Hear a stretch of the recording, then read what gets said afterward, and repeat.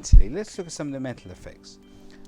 You need to survive the next 20 minutes. Do you need to worry about long-term logical problems?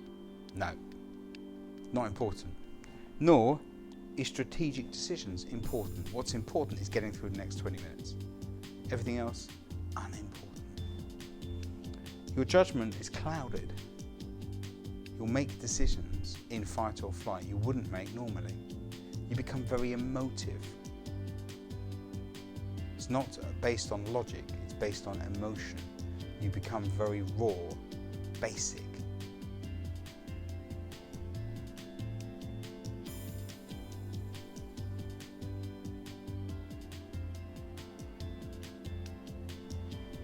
Whilst you've sped up physically, you've slowed down mentally.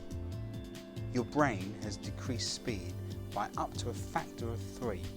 You have literally become a little bit thick because everything is about survival. You have a propensity to overreact to situations. Does this sound like any? Okay. And lastly, the only problems you'll deal with are the direct problems in front of you, like how do I get across this river before the wolf gets me, etc., etc. Now, these are the physical and mental effects of being in fight or flight. All of us are hardwired in. It's not something you learn, it's in us. It's in all animals to have fight or flight. There is a third called freeze, which is where you don't do anything, rabbits in the headlights. But we're not going to deal with freeze, because freeze is the body doesn't know what to do, and it will make a decision based on when the pressure gets up, and it will fight or flight. Freeze is a holding mechanism until the body can make it, or the mind can make some sort of base decision. Rabbits have freeze, we don't, not naturally. But in modern times, freeze has started to show in people because they become overwhelmed and give up. So it's almost a case of I don't know what to do. And they just run around in flight, because the problem is, if you were being chased by the creature and you had no way of fighting and there was a wall to stop you from running, you would just run around in circles, you wouldn't know what to do. And a lot of people, particularly in financial difficulties, act like that. Now, long term it's really bad for you because your body isn't replenishing itself.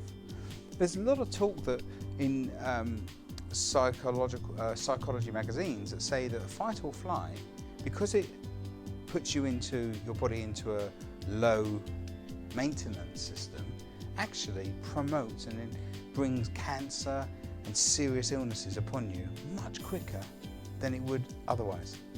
Not saying it causes it, can bring it on. Because your body isn't repairing. There's no evidence to show this is a theory. Same thing is, unfortunately, if you're in fight or flight, you're not thinking straight, you're not thinking logically, which isn't getting you out of the problem in the first place. Now, you'll notice this character is now strong, aggressive, is unhappy, overreacts. It's very green. Who do we know in modern culture, fictional culture, is very strong, rather aggressive, overreacts to a certain situation, has super fast reflexes, has muscles, powerful, very strong, doesn't think very quickly, has clouded judgment, seems to be less intelligent. Any idea? And they're green. Oh, okay, the Incredible Hulk. Yep, that's what the Incredible Hulk is, a physical manifestation of fight or flight in its severest term. Now imagine you taking a customer service call from the Incredible Hulk. Hello, Acme & Co, can I help you? Hulk, want refund. Well, okay, Mr. Hulk, appreciate you want a refund. What seems to be the problem? Hulk smash! Give refund now! What are the people, what's that? You've seen the Hulk films. Now, what does the Hulk do? Smash! Now, the interesting thing about the Hulk is that in the TV series, and I think they've done it in some of the films, he says, don't make me angry. You wouldn't like me when I'm angry. Obviously, they make him angry, and he goes, and the next minute, right? Okay, now, when does Hulk get angry? What's going on? Okay, so they're not winding up going, yeah, you're an idiot. What are they doing? Oh, he's being threatened. So it's not don't make me angry, you wouldn't like me when I'm angry. It's don't frighten me, you wouldn't like me when I'm scared. Because actually the Hulk turns into the Hulk when he's under threat, when he's being attacked, when he wants to run away. And sometimes he'll turn into the Hulk and run away, or sometimes he'll turn into the Hulk, smash, and then run away. It's not don't make me angry, it's don't scare me. Oh, it just wouldn't work, would it? Don't frighten me. Oh, Hulk. Now, the Hulk, he runs around. How does the Hulk come back to being Bruce Banner or David Banner? Whichever. Which one is it? Bruce or David? When does he come back to being, the actual answer is David Banner, because Bruce Banner was brought in for the television series because of Bruce Wayne, and they made a mistake and they got confused. But actually, I believe it's David Banner. But I'm open to being corrected. Now, when does he come back to being himself? If he falls asleep, because let's be honest, after a good night's sleep, we do feel a bit better. And secondly, it's normally the girl, always the girl, talks to the Hulk.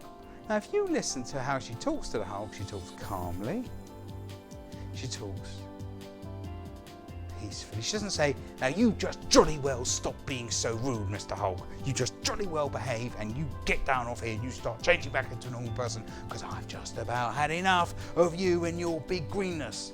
What would happen? That's right, Hulk smash. No, she talks calmly,